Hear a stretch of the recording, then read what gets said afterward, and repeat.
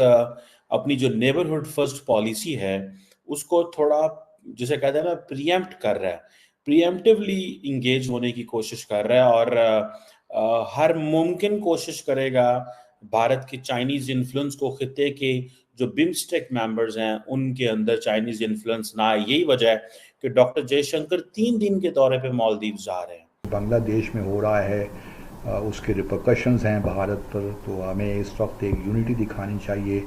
जहाँ तक बांग्लादेश का मामला है तो उसके 2 दिन बाद ही इस किस्म का बयान आना ज़रा अजीब सा ही लगता है, क्योंकि तर्जुमान दफ्तर ख़ारजा मुमताज़ ज़हरा बलोच ने कहा है कि पाकिस्तान की जानिब से ईरान को शाहीन मिसाइल देने की खबरों में कोई सदाकत नहीं है। यहाँ आपको अपडेट करेंगे। Army chief general Syed Asim Munir से मस्जिद नबवी के इमाम की मुलाकात हुई।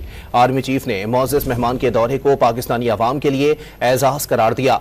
नमस्कार दोस्तों, भारत के फॉरेन मिनिस्टर एस जयशंकर एक बार फिर से मालदीव के दौरे पर जा रहे हैं, जिस पर पाकिस्तानियों का कहना है कि भारत अपने सभी पड़ोसियों के साथ रिश्ते बेहतर कर रहा है। पाकिस्तान को भारत अब भी मुंह नहीं लगा रहा। जिस तरह से भारत और मालदीव के बीच लगातार रिश्ते बिगड़ रहे थे, उनमें अब काफ़ी ज़्यादा सुधार आ चुका है। मालदीव भी समझ चुका है कि उसको भारत की कितनी ज़्यादा अहमियत है। यही कारण है कि वो भारत से दोस्ती का हाथ बढ़ा रहा है। For 3 days today, बड़ी बात है। ये 7 मालदीव्स है, 3 दिन बड़ा लंबा चौड़ा टाइम होता है। और अबव ऑल में घंटे 2-3 की फ्लाइट होगी दिल्ली से, और इंडिया से तो वैसे जिसे वो कहना है स्टोन थ्रो अवे है, लेकिन क्योंकि दिल्ली से फ्लाइट लेनी है और जाना है तो ज़ाहिर बात है ज़्यादा टाइम लग सकता है। But the point here is कि दोनों ममालिक जो है,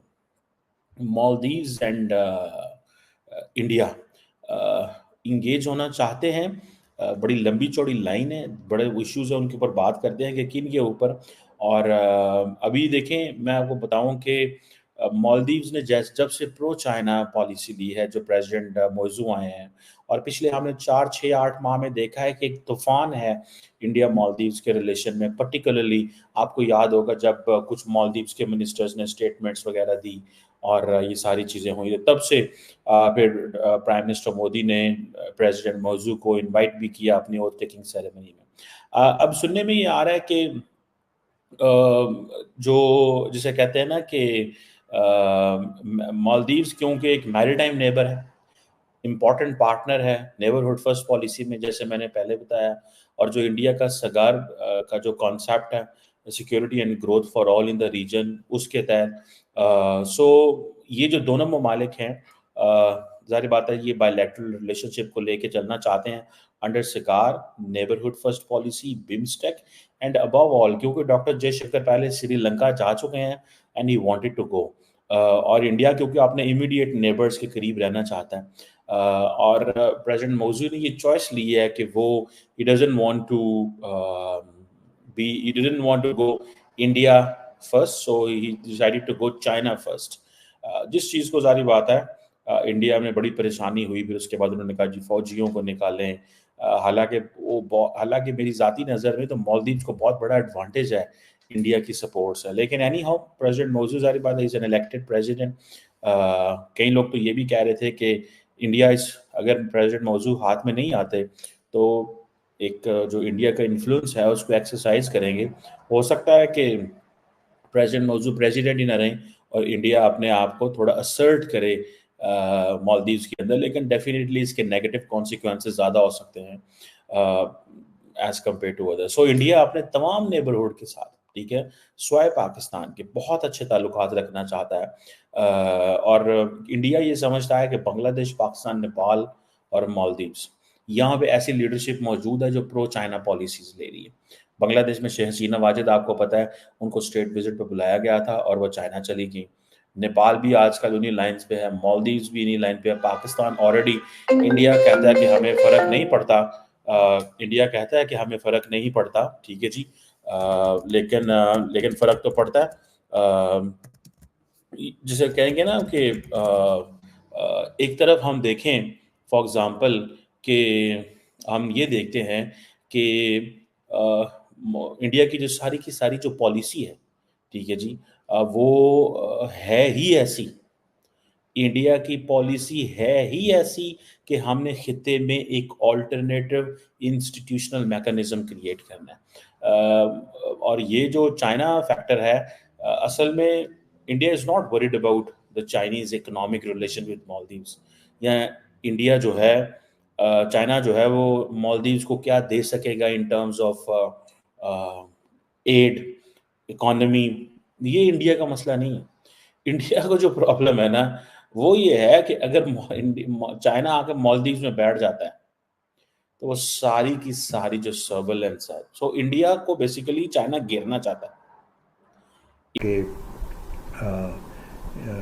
लेकिन कांग्रेस पार्टी ने अपने आप को डिस्टेंस किया है। उन्होंने कहा कि जी हमारा नुक्ता नज़र नहीं है, ये सलमान खुर्शीद साहब का अपना ख्याल है, उनकी अपनी ओपिनियन है, तो हमारा इससे कोई ताल्लुक़ नहीं है, और हम जो है जो ऑल पार्टी कॉन्फ्रेंस में जो कुछ डिसाइड हुआ है हम उसी पे ही खड़े हैं।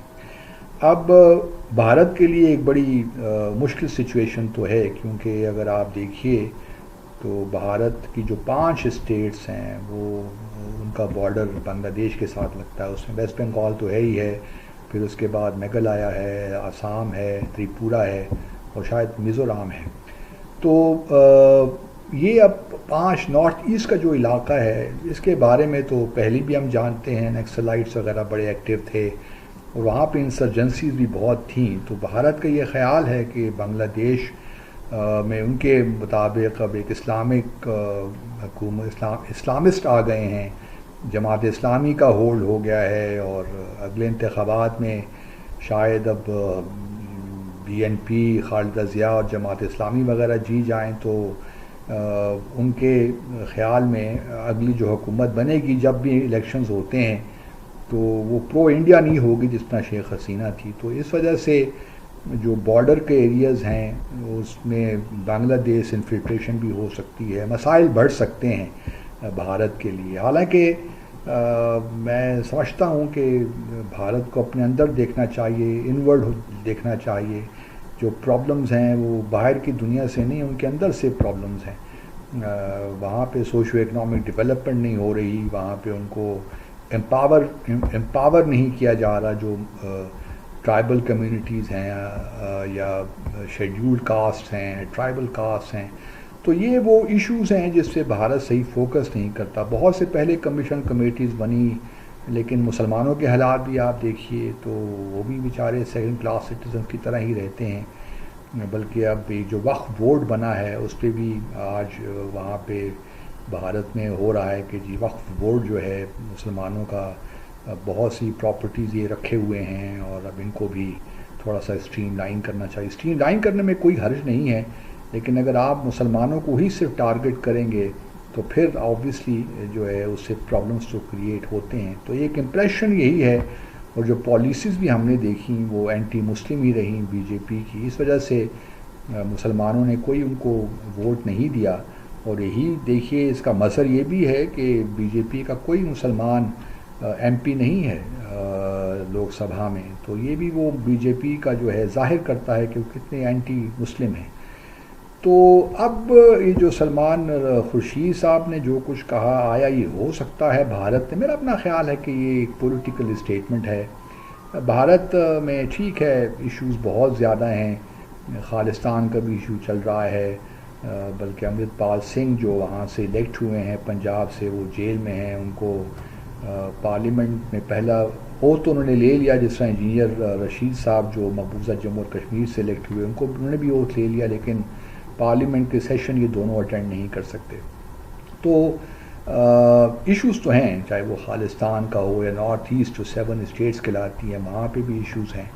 तो भारत के लिए बांग्लादेश अगर बकौल उनके कि एक और पाकिस्तान बन गया उनके ईस्ट में, एक तो वेस्ट में है और बीच में, तो ईस्ट पाकिस्तान उनके कहने के मुताबिक, हालांकि पाकिस्तान तो बड़ी कदर करता है जो है बांग्लादेशियों की। तो दोस्तों, भारत और मालदीव के रिश्तों में हाल ही में दरार आई थी, तब पाकिस्तान और चीन को ऐसा लगता था कि भारत से अब मालदीव को पूरी तरीक़ा से अलग कर दिया। लेकिन मालदीव अब भारत से रिश्ते बेहतर करने के लिए बेकरार है, क्योंकि मालदीव को भी पता है कि उसको भारत की कितनी ज़्यादा इम्पोर्टेंस है। यही कारण है कि मालदीव के राष्ट्रपति मोइजू भी चाहते हैं कि भारत के साथ किसी भी तरीक़ा से अपने रिश्तों को बेहतर किया जाए, क्योंकि भारत के साथ रिश्ते बेहतर होने से मालदीव को काफ़ी ज़्यादा फ़ायदा होगा, क्योंकि मालदीव की इकोनॉमी पूरी तरीक़ा से डामाडोल हो चुकी है। मालदीव ने जिस तरह से चाइना के करीब जाने की कोशिश की थी, उसके बाद भारत ने मालदीव को एक के बाद एक बड़े झटके दिए थे, जिससे मालदीव की इकोनॉमी तबाह और बर्बाद हो गई थी, क्योंकि बुरे समय में भारत ने ही मालदीव की मदद की है। यही कारण कि जिस तरह से भारत के foreign minister S Jaishankar Maldives का दौरा करने जा रहे हैं, उससे मालदीव और भारत के रिश्तों में और ज़्यादा सुधार आ सकता है, जिससे पाकिस्तान इस वक्त काफ़ी ज़्यादा परेशान नज़र आ रहा है, क्योंकि पाकिस्तान नहीं चाहता कि भारत और मालदीव की किसी भी तरीक़ा से दोस्ती हो। आपकी क्या राय कमेंट में जरूर शेयर करें।